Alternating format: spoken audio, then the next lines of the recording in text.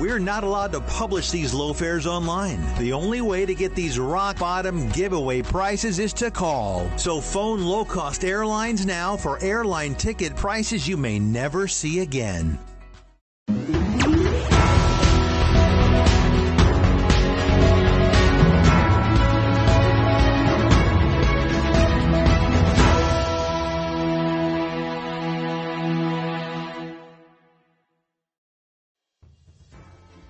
Broadcasting from Now Media Network's headquarters in Houston, this is Purple Politics, hosted by political expert and commentator Alina Gonzalez-Dockery. Join us to discuss the most important issues affecting our nation with fresh, balanced, and objective discussion on the first bilingual media network in the United States. Purple Politics starts right now. Hello and welcome back to another episode of Purple Politics. I am your hostess, Alina Gonzalez-Dockery, and there is much to discuss, especially on the immigration front. The appeals court considers reviving Texas's migrant laws, which now are also on hold. So we've had a little, if you will, tennis match between the U.S. Supreme Court and the Fifth Circuit Court of Appeals. A panel of 3 federal appeals court judges convened to hear arguments regarding Texas's new migrant arrest law amidst a flurry of legal activity over the previous 24 hours. The law, a contentious issue between Governor Greg Abbott and the Biden administration, faced scrutiny over its constitutionality and potential impact on immigration enforcement.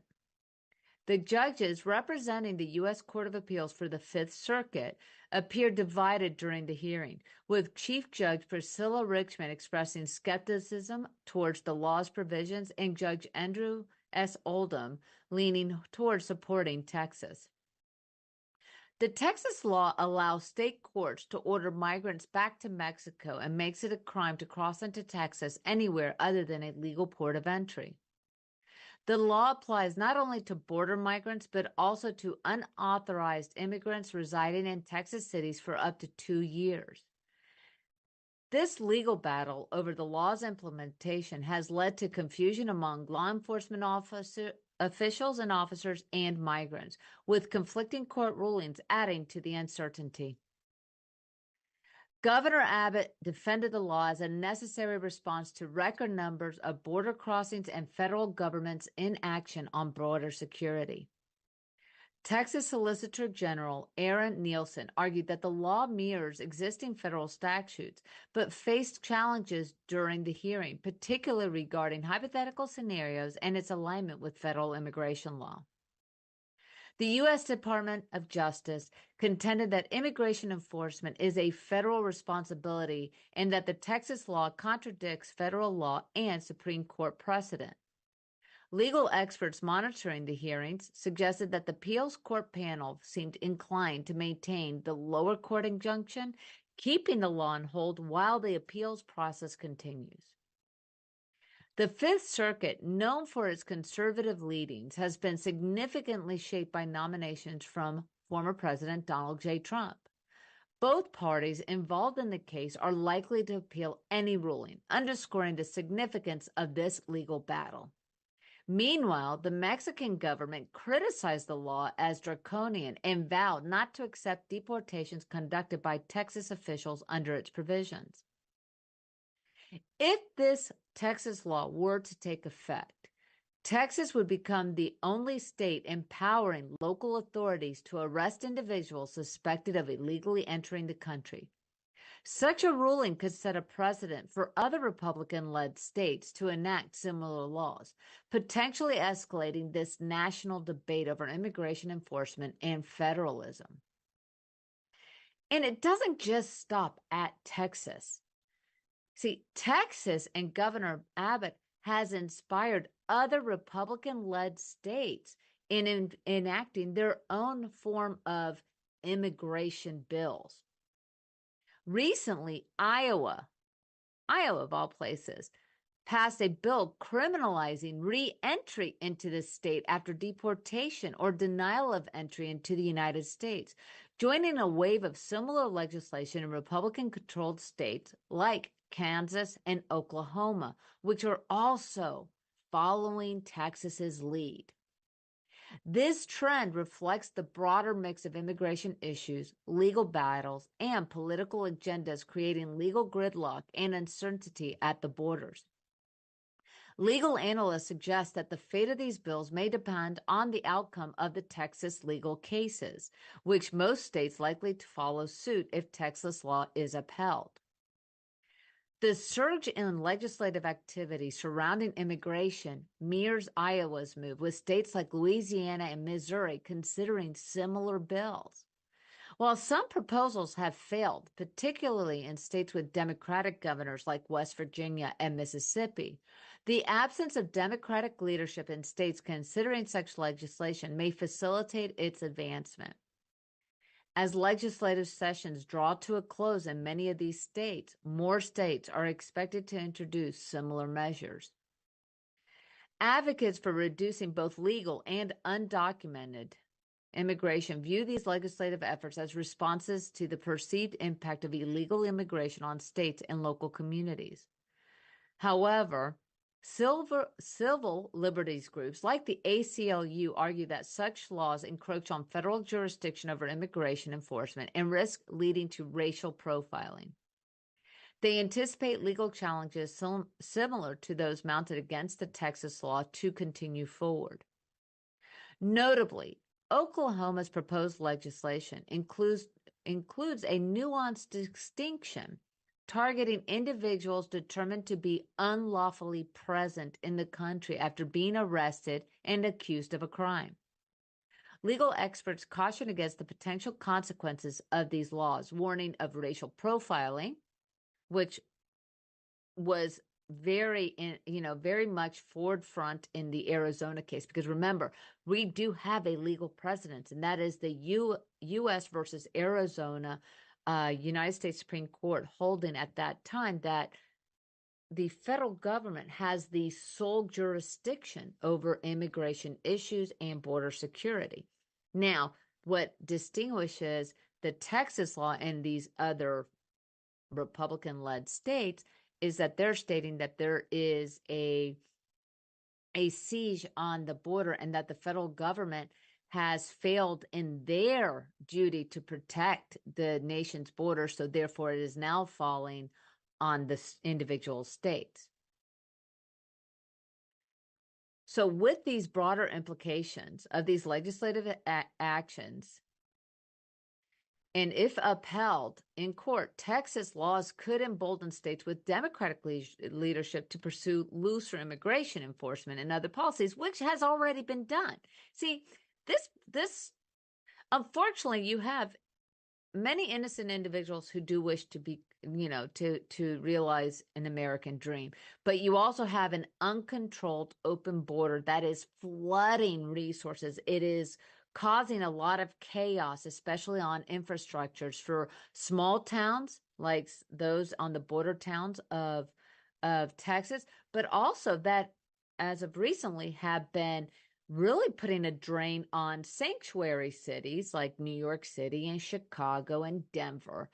And if you recall, a lot of this jockeying has already been happening because during the Trump years, which ironically were not even the most deportations, the greatest number of deportations were under Obama, under President Obama's year. President Obama had the highest number of deportations. And in fact, he was very vocal about how you have to have a strong border and we had to limit the illegal crossings into our country.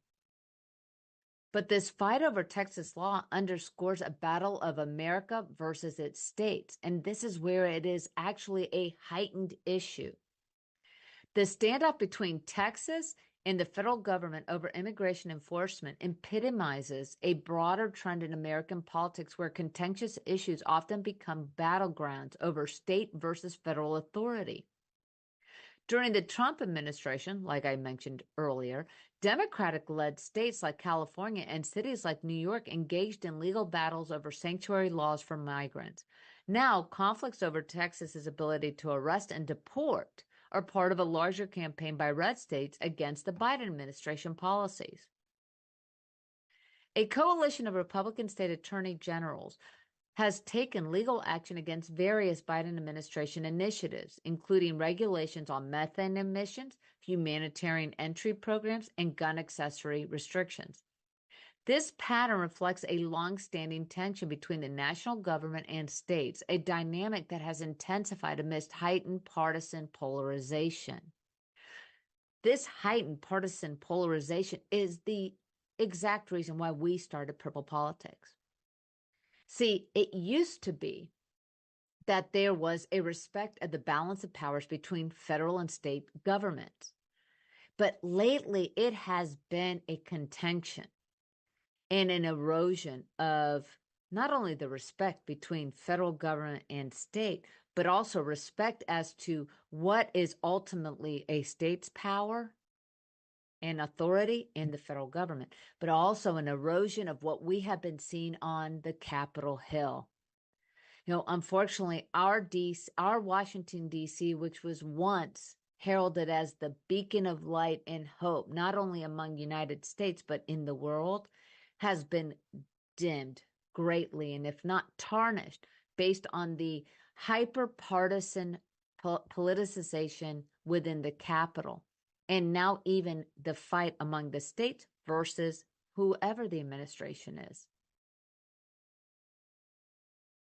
Ambiguities in the division of powers between federal and state governments, combined with an increased nationalization of politics, contribute to this dynamic.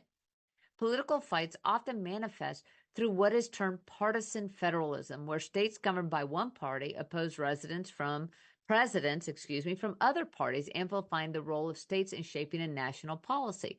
For instance, when former Governor Rick Scott was newly elected as governor of Florida, we were receiving funds that were approved under George W. Bush's presidential administration and Congress for a high-speed rail. Because that check bore the name of newly elected Barack Obama president, he refused the funds. This is where we're going. This is the issue. The immigration is just heading this even further to show that there is a severe breakdown in our political system. And that is the problem, because it used to be if you were a Republican, you were a Democrat, you would debate. And sometimes those debates could get heated, but then you would take a recognition. You would take a step back and recognize, you know what? We really got into our own politics and our party politics, but let's set those aside. Let's see what we can do together as a bipartisan, unified governing source and what is in the best interest of the United States to further the beliefs and the rights that were afforded to us under those, under the Declaration of Independence and the United States Constitution. So that's where we're at. We are now in such a divisive fight, and it will not matter whether it's Donald J. Trump or if it's President Biden. Because the bottom line is that we have a serious situation that now every single issue is so politicized, and there is a refusal, an outward refusal to figure out what is right. What is the right actions to be done for the government? And we're going to continue to see, yes, we have seen some bipartisan movement, which is good. It's like, hallelujah. Oh my God, our congressional members can get together. But this immigration issue is affecting all of us, and it is time. Yes, President Biden can sign an executive order, which would help heighten the security down in the border, give the assistance to the Border Patrol that are no longer acting as patrol and enforcers of a border, but more like Walmart greeters and just processing people through. We're going to take a quick break, and we're going to talk about what is happening in the general elections and with Trump. But Keep in mind, we will be going back to this issue of the bipartisan or partisanship. I am Alina Gonzalez Dockery. I will see you here after this quick commercial break.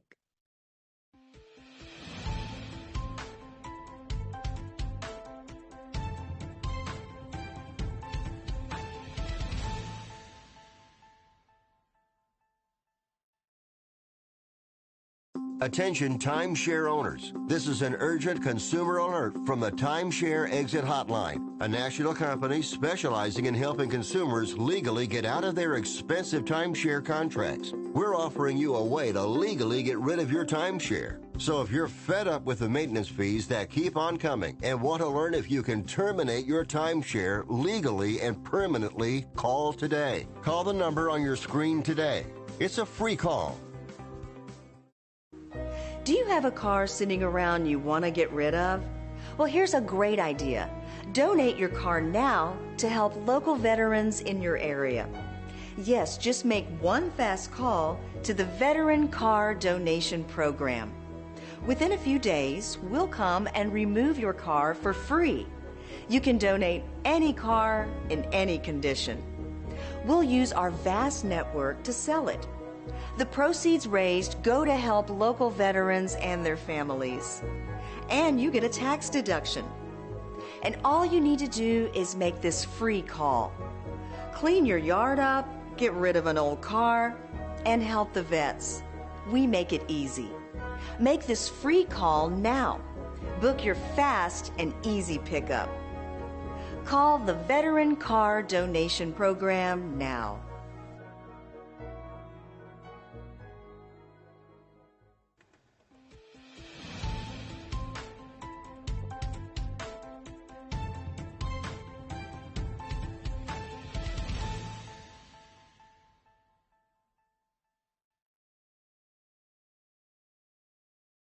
Is Donald Trump being bankrupted by the New York State civil litigation reward, or I should say fines and fees and interest?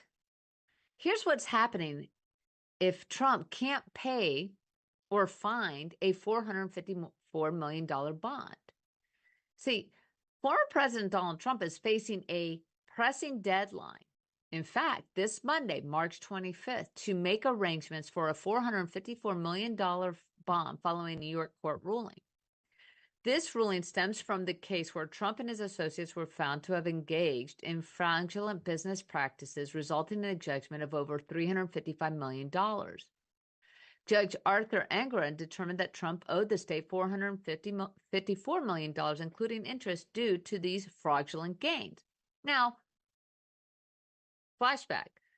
This was the case was purportedly that Donald Trump over-exaggerated the values of his buildings to gain favorable loans, which in fact the same banks that did give out these loans after their own due diligence even testified that they were paid back. There's no victim. So this is just basically a victimless lawsuit brought by the Attorney General. And it was highly politicized. It's a political hit job.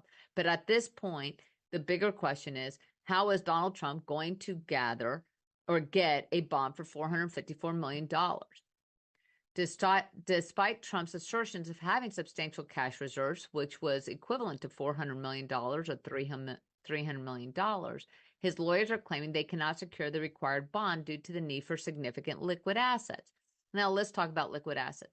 Trump is, in his own estimation, but is estimated to be worth around $10 billion.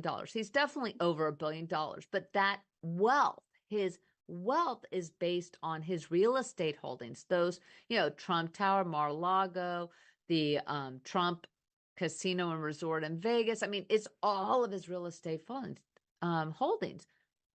Those are not liquid. Real estate is not liquid. And these bond companies are reticent, or basically stating they are not going to use the real estate as collateral for these bonds. They want liquid assets, cash in the bank, stocks, bonds, investments, things that can be easily liquidated, because as any of us who have sold a house, that the real estate market, it could take time for an ample buyer to come forward and buy a thing, but also it may force Donald Trump to do a flash sale.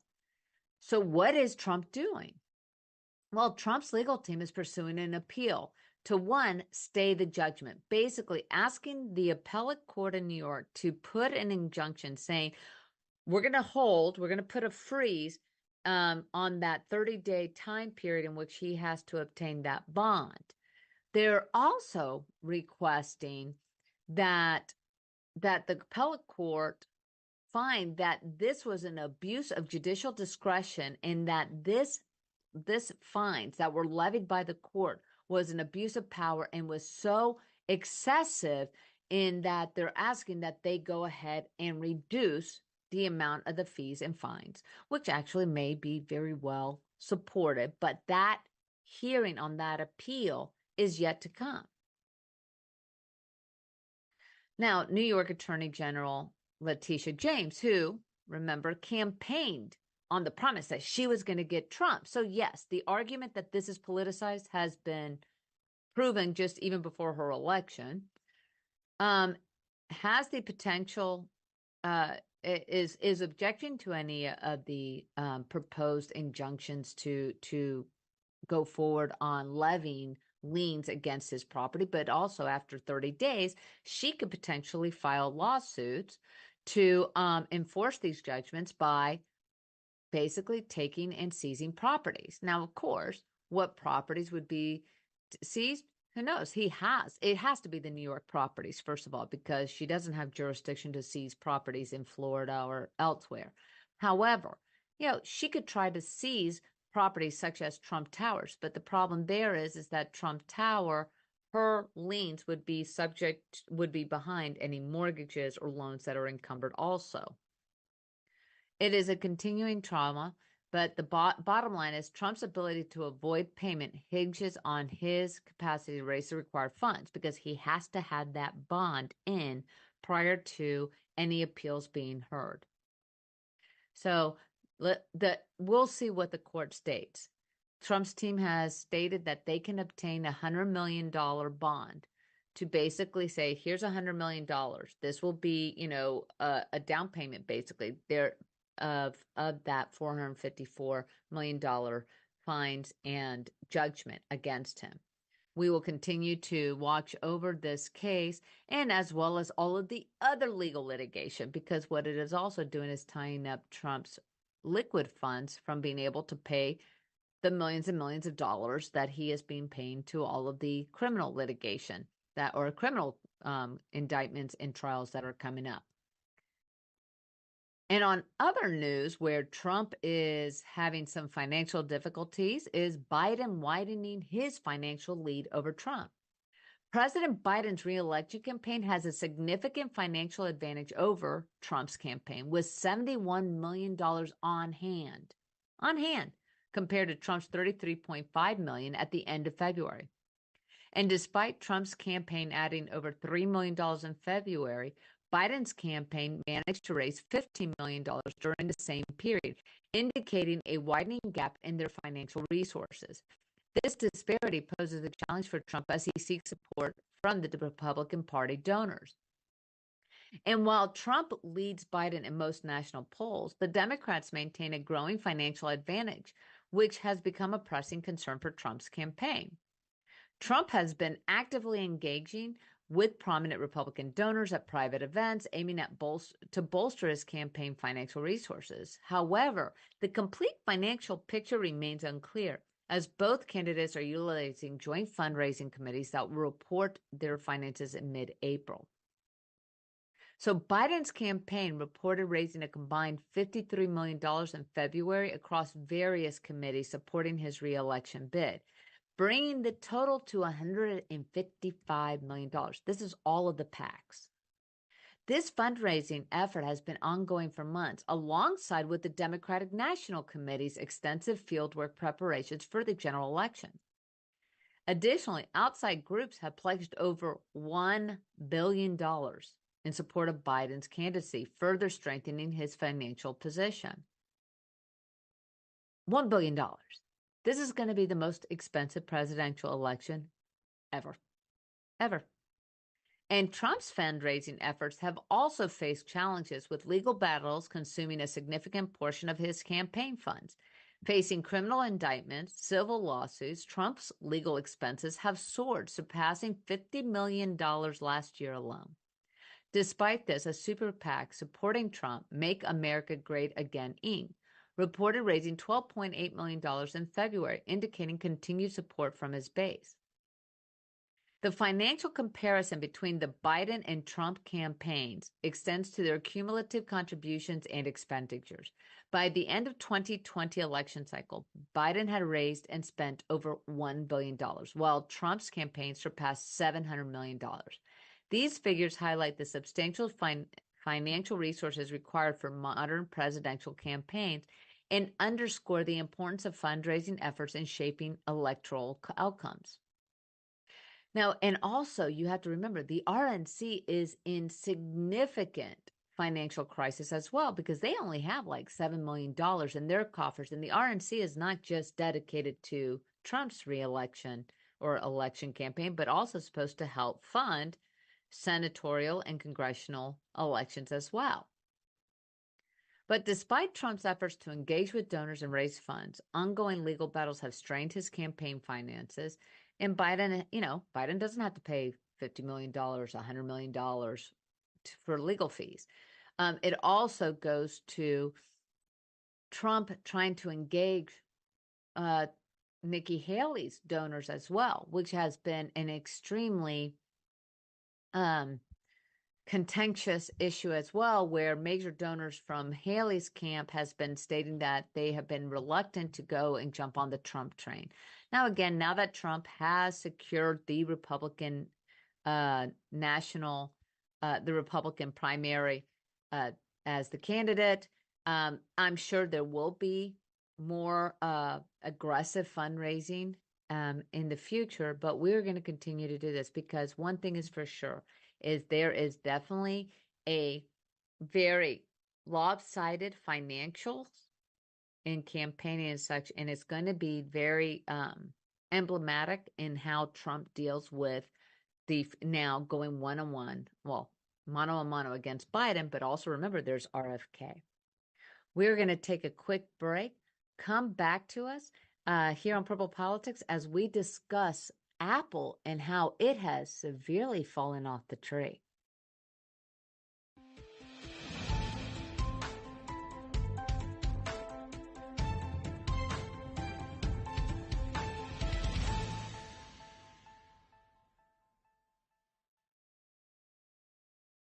Are you nearly maxed out on your credit cards? It doesn't matter if you're using your credit cards for fun or to survive. At the end of the month, your statements come in, and you can either pay them or you can't. If you can't, late fees and interest rates get tacked on. And now you're struggling just to make the minimum payment due. Do you feel trapped? Am I talking to you? Good, because I personally researched some companies that can help you. They may be able to reduce your credit card balances by 50% and stop the late fees. If you qualify, please call our special debt hotline number right now for a complimentary free 5-minute consultation. Deal with your credit card problem now before it gets much worse and put more money back in your pocket. Trust me, I've been there too. Call right now. Call 855-993-2096 right now. That's 855-993-2096. Taking a trip in the next 12 months? Airlines are under tremendous pressure, and they're practically giving away their unsold seats. Like every crisis, this one will end too. But right now is the best time to take advantage of giveaway ticket prices on their unsold seats. We're not allowed to publish these low fares online. The only way to get these rock bottom giveaway prices is to call. So phone low-cost airlines now for airline ticket prices you may never see again. What if this happened to you when you're alone? Or what if it happened here? With MedGuard Alert, you're never alone. You can connect with medical professionals anywhere, anytime. And now MedGuard is introducing our exclusive new CareWatch. If you need help quickly, use it from anywhere to contact medical professionals. No cell phone required. The CareWatch is not only a life-saving medical alert device, it's a revolutionary health monitoring system that checks your blood pressure, heart rate, oxygen saturation, and much more. And here's the best part. If you have Medicaid, you may qualify to get your CareWatch for free. The CareWatch is only available through MedGuard Alert. Call us right now. We have monitoring programs starting as low as $1 a day. The call is free, activation is free, shipping is free, and no contract is required. Remember, with Medicaid, you may qualify to get your CareWatch for free. Don't wait. Call us to get your CareWatch right now. Operators are standing by.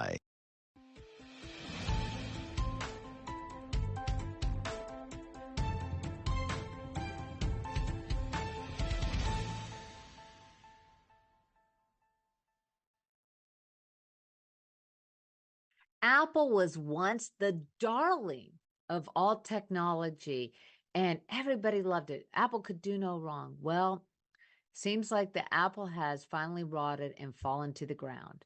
The U.S. sues Apple. And the question is there an abuse to monopolize the smartphone market? Excuse me. The U.S. government, along with 16 states, have filed a lawsuit against Apple, alleging the tech giant of monopolistic practices that limit competition and consumer choice. At the core of the lawsuit are arguments that Apple has restricted smaller companies' access to its iPhone hardware and software, resulting in fewer options for consumers. With the valuation nearing $3 trillion and its iPhone dominating the global market, Apple's alleged anti-competitive behavior draws significant attention. Attorney General Merrick B. Garland emphasized that such monopolistic actions could lead to higher prices of consumers, signaling the government's determination to challenge Apple's smartphone dominance. The lawsuit contends that Apple's contract restrictions on developers stifle innovation within its ecosystem, enabling the company to extract more revenue from various stakeholders including consumers, developers, and small businesses. The Justice Department argues that Apple's control over its ecosystem hampers innovation in super apps and messaging platforms, as well as stifles competition in streaming services for video games and non-Apple smartwatches. Moreover, the government asserts that Apple's exertion of power inhibits the development of third-party digital wallets, limiting users' options for tap-to-pay services. Apple defends its restrictions on software and hardware, citing privacy and security concerns. A company spokesperson expressed concern that the lawsuit could hinder Apple's ability to innovate and set a dangerous precedent by granting the government expressive control over technology design. Apple vows to vigorously defend itself against the lawsuit, highlighting multiple meetings with Justice Department officials in anticipation of legal action. The lawsuit against Apple is part of a broader antitrust crackdown by the Biden administration, which also targets other leading tech companies. Google faced trial last fall over allegations of suppressing competing search engines, while the FTC is preparing a significant suit against Amazon. This marks the third antitrust lawsuit against Apple in the past 2 decades, with European regulators also scrutinizing the company for anti-competitive behavior, particularly in its music streaming services. Deputy Attorney General Lisa Monaco emphasized that no company, regardless of its size or influence, is exempt from legal scrutiny. And Apple faces many other challenges. So again, Apple, once hailed for its innovations and market dominance, now faces a barrage of challenges that are testing its resilience and business supremacy. The recent antitrust lawsuit filed by the Justice Department against Apple underscores a broader pattern of regulatory scrutiny worldwide, targeting the company's control over its products and services, particularly the iPhone and the App Store. The lawsuit accuses Apple of anti-competitive behavior, alleging that it unfairly disadvantages rivals by granting preferential treatment to its own offerings. In Europe, Apple was just recently fined a record $1.8 billion euros, which is approximately $1.95 billion US, for anti-competitive practices related to the App Store, particularly favoritism toward Apple Music over rival streaming services like Spotify. The European Commission's ruling reflects growing concerns over Apple's dominance and its impact on competition. Similar regulatory actions have emerged in South Korea and the Netherlands, where Apple faces fines and legal challenges for allegedly stifling competition in the app market and imposing restrictive payment systems. The regulatory pressure extends beyond Europe and Asia, with countries like Japan, Australia, and Britain contemplating legislation to curtail Apple's control over its ecosystem. Proposed regulations could mandate alternative payment options and reduce commissions, signaling a shift toward greater market openness and competition. These developments threaten to fracture the unified App Store model, creating a patchwork of regulations and digital market across borders. In China, concerns over iPhone security flaws have led the government directives against using iPhones for official purposes, contributing to a decline in iPhone sales. The regulatory landscape poses significant challenges to Apple's global expansion and market share, particularly in regions where regulatory scrutiny is intensifying. Meanwhile, Apple's legal battles with Epic Games highlight tensions between app developers and the company over App Store policies. Despite Apple's recent concessions to reduce commissions for developers using alternative payment methods, ongoing disputes raise questions about the company's compliance with regulatory mandates and its commitment to fostering a competitive app marketplace. Moreover, Apple's sluggish progress in emerging technologies like generative artificial intelligence has drawn criticism from investors, leading to stock price declines. As competitors like Microsoft and Google advance in this field, investors are urging Apple to accelerate innovation efforts to maintain its competitive edge and to spur future growth. Apple's ability to navigate these multifaceted challenges will determine its trajectory in an increasingly complex and regulated global market. Now, Apple is not the only company that is seeing the U.S. government encroaching into its business. Senators push to declassify TikTok intel and hold a public hearing ahead of a ban vote. Senators from both parties, yes, it's bipartisan, almost unanimously across the board supported, senators are pushing for the public release of sensitive information shared in a closed-door briefing concerning TikTok's influence and data security. There is a growing consensus around legislation that would compel the Chinese-owned company to divest or face a ban in the U.S., driven by concerns over data privacy and national security. Senator Mark Warner, chair of the Senate Intelligence Committee, advocates for declassifying portions of the briefing's analysis, highlighting the potential ramifications of TikTok's extensive access to user data. Several senators, including Richard Blumenthal, expressed great concerns about TikTok's data sharing practices, with Blumenthal likening the app to a weapon aimed at American citizens. While some evidence on data security threats posed by TikTok is cited by Senator Tom Cotton, who points to the app's algorithm potentially skewing political content and its susceptibility to manipulation, prompting calls for further investigation through public hearings by senators like Maria Cantwell. However, broader concerns are raised by Senator Ed Markey, who argues that focusing solely on TikTok overlooks similar threats posed by other social media platforms. Senator Marco Rubio underscores the potential influence of the Chinese government through TikTok's algorithm, urging swift congressional action to address the issue comprehensively. Despite TikTok's defense of free speech rights and economic impacts, especially on those creators that do rely on TikTok for their income. Bipartisan support for the House bill banning TikTok's Chinese ownership remains strong. Senator Majority Leader Chuck Schumer is deliberating on the bill's path forward, contemplating potential amendments to accommodate a longer transition period for a new owner.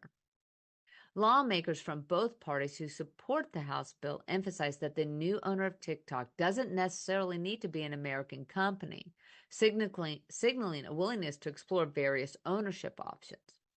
Basically, any foreign companies have to be from friendly nations, which, I mean, the whole point of banning TikTok, forcing the sale of TikTok, which has other issues because the algorithm is an intellectual property that pretty much is controlled by the Chinese government.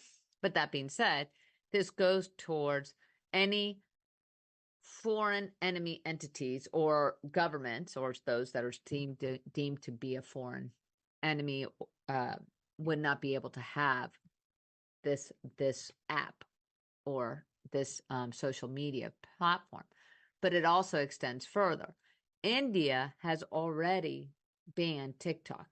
And in fact, China itself has restricted the information on TikTok that it's solely for educational purposes. It's only in America where we have it going from political to selling of products to, well, what was first dancing and such.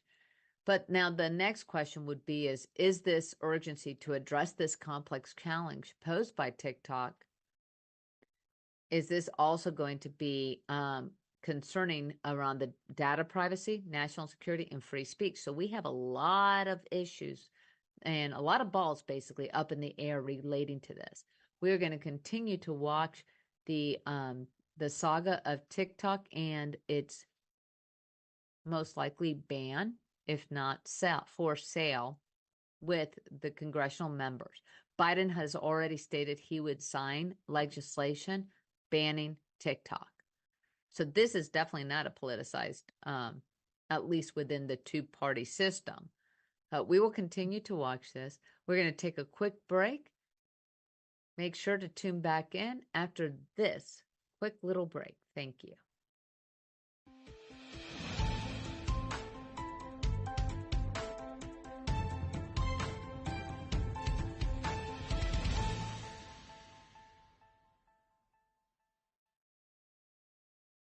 If you're living with diabetes and using insulin, you know the pain of pricking your fingers over and over again. By wearing a small device called a continuous glucose monitor, or CGM, you can reduce the pain of pricking your fingers right away. If you use insulin daily, you might be eligible to get your own continuous glucose monitor. So call the US Med Diabetic Health Hotline today and learn about the latest CGM technology. Not only can a CGM immediately reduce pain, it's accurate, easy to use, and helps you make better diabetes treatment decisions. And if you have Medicare or private insurance, you can see if you qualify for a CGM at little or no out-of-pocket cost. We'll also provide free shipping of your new CGM, and we'll bill your insurance company for you. If you use insulin daily, you might be eligible to get your own continuous glucose monitor. So call the US Med Diabetic Health Hotline to see if you qualify for a CGM at little to no out-of-pocket cost. Do you have a car sitting around you want to get rid of? Well, here's a great idea. Donate your car now to help local veterans in your area. Yes, just make one fast call to the Veteran Car Donation Program. Within a few days, we'll come and remove your car for free. You can donate any car in any condition. We'll use our vast network to sell it. The proceeds raised go to help local veterans and their families. And you get a tax deduction. And all you need to do is make this free call. Clean your yard up, get rid of an old car, and help the vets. We make it easy. Make this free call now. Book your fast and easy pickup. Call the Veteran Car Donation Program now.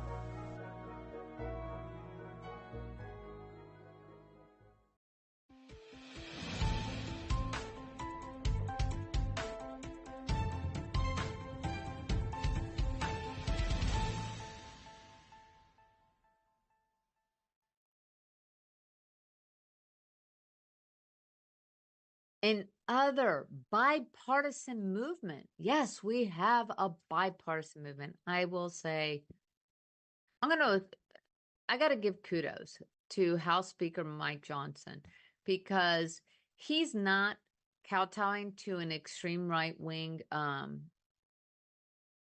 Freedom Caucus members trying to stop any bipartisan efforts in funding of the government.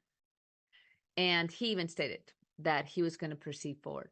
So I have to give kudos to Speaker Mike Johnson because, yes, he is a conservative Republican.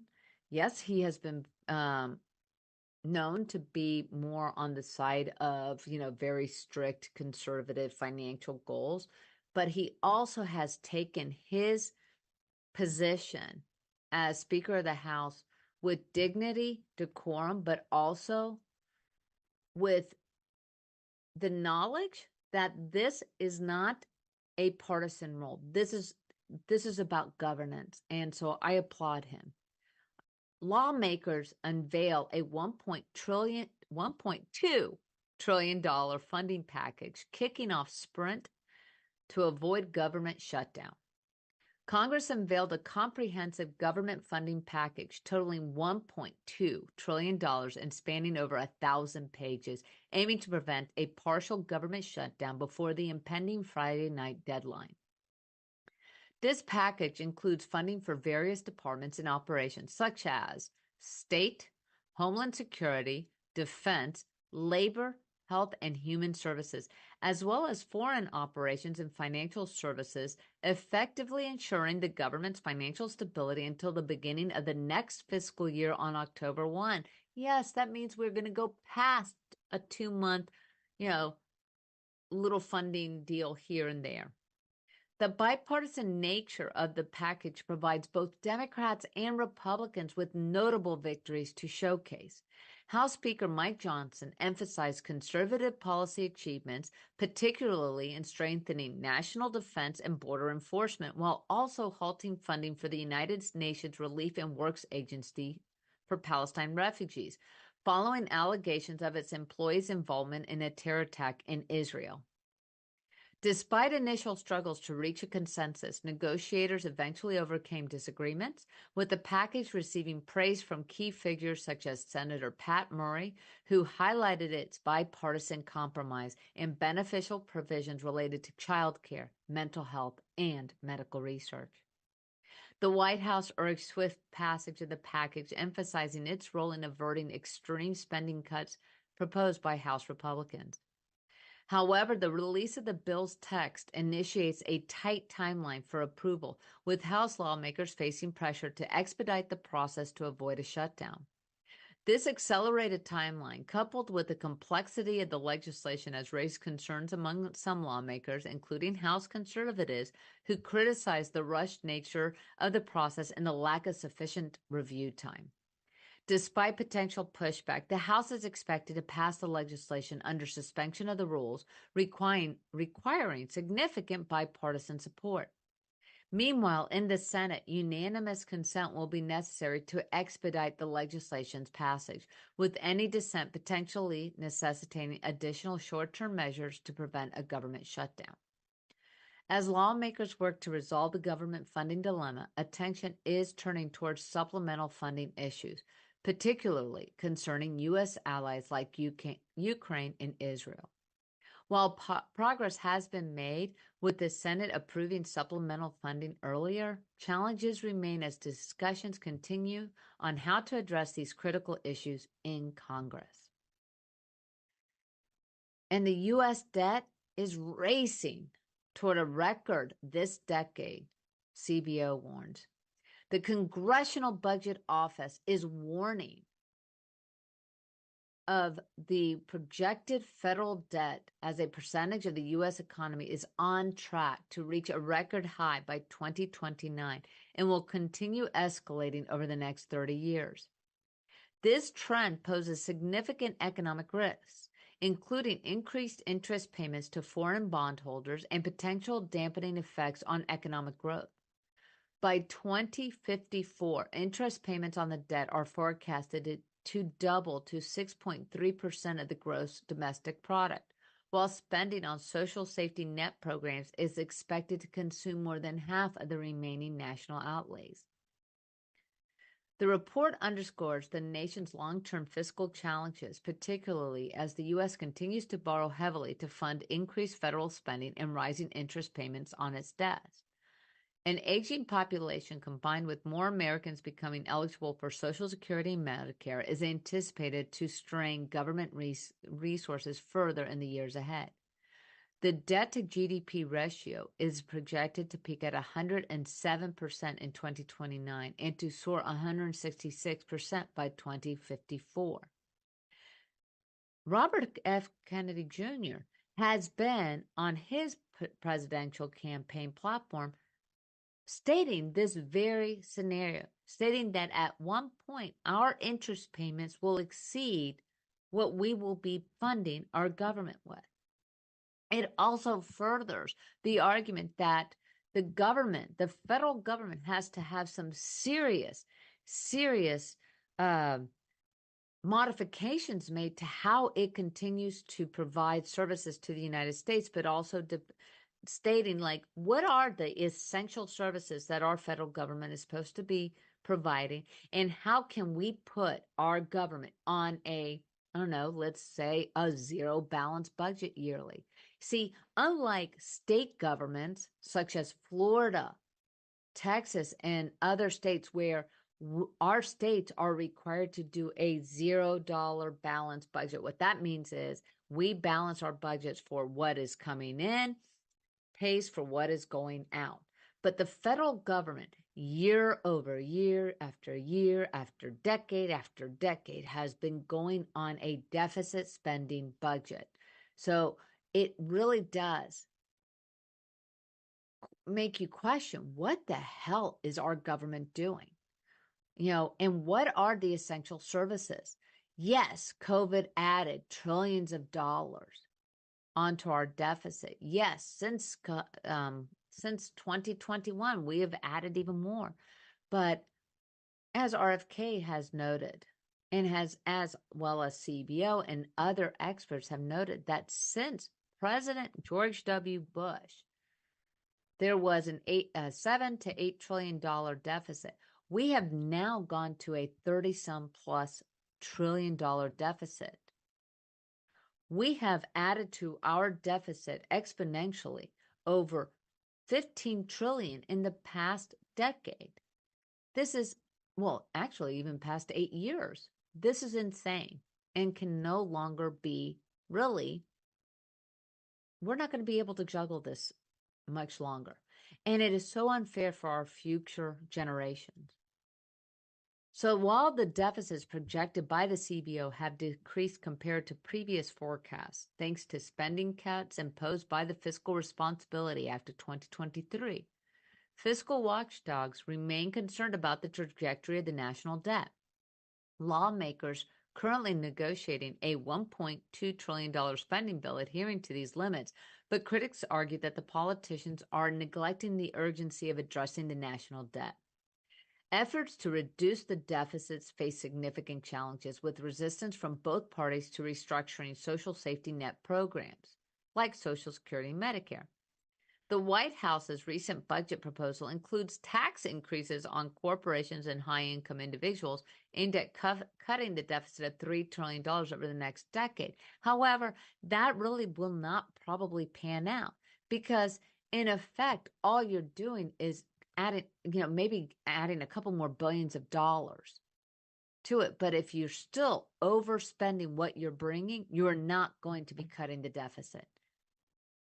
There has not been a deficit decrease in our national debt. The national debt is because our government is out of control. If you were to take our government and make it a business, say Walmart, Target, Amazon, if any business conducted its operations like our federal government, they would have long since been bankrupt. They would have been out of business, out of commission, too sad, bye-bye. But our government continues to run on a deficit. it's not even a balanced budget. You cannot balance the budget by taking out more loans and debt. And then you got to look at who are the entities holding the bonds on all of our loans. China. Yes, China is one of the major bond holders. And then on top of that, we continue to provide loans to foreign countries to assist them in whatever shortfalls or necessity they need. And that does include Ukraine, Israel. We still have funding for that. I applaud our congressional members for reaching bipartisan and collaborative decision-making regarding our spending. But now I challenge, and as we all should be, challenging our federal government to start waking up and figure it out how they're going to do a balanced budget. And will it hurt? Yes, but potentially many of the same services that are being offered by the federal government or paid for by the federal government should be more relegated to the states. Because I can assure you, voluntary VPK, voluntary pre-kindergarten, that is already being offered by many states. Why not states to be able to deal with those state issues, those citizen issues, and let the federal government focus on what it is supposed to do?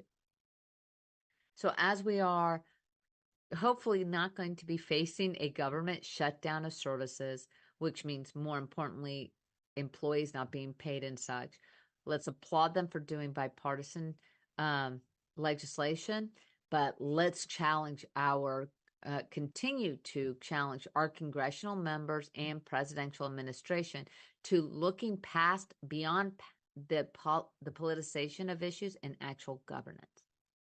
I am Alina Gonzalez-Dockery. This has been another episode of Purple Politics. I am thrilled as always to be welcomed into your homes and give you the latest on politics.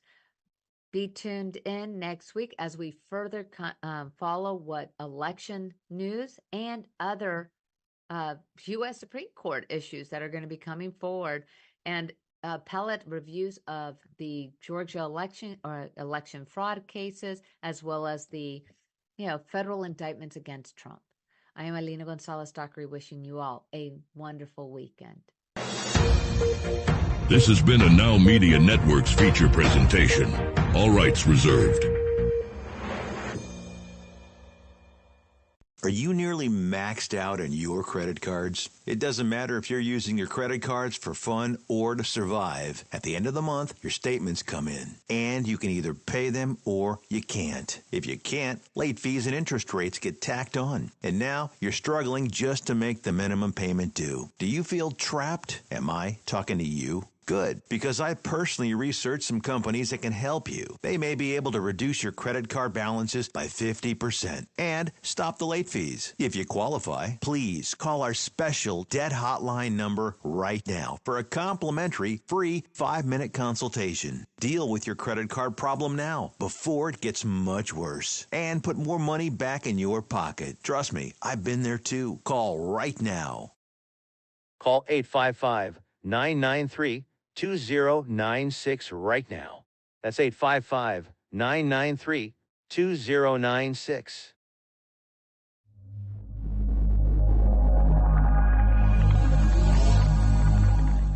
Have you ever had to hire multiple contractors? It is a daunting task that takes a lot of management time and impacts the core business or the company, the time you spend with your loved ones.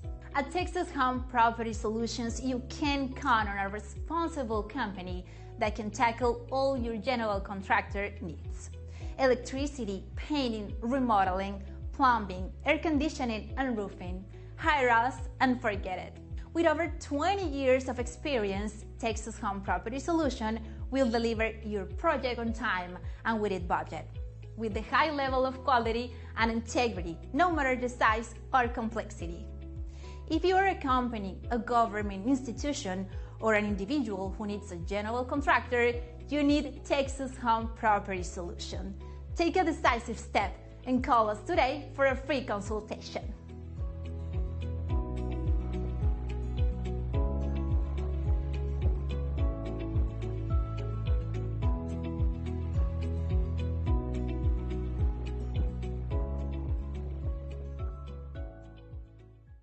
Attention timeshare owners. This is an urgent consumer alert from the Timeshare Exit Hotline, a national company specializing in helping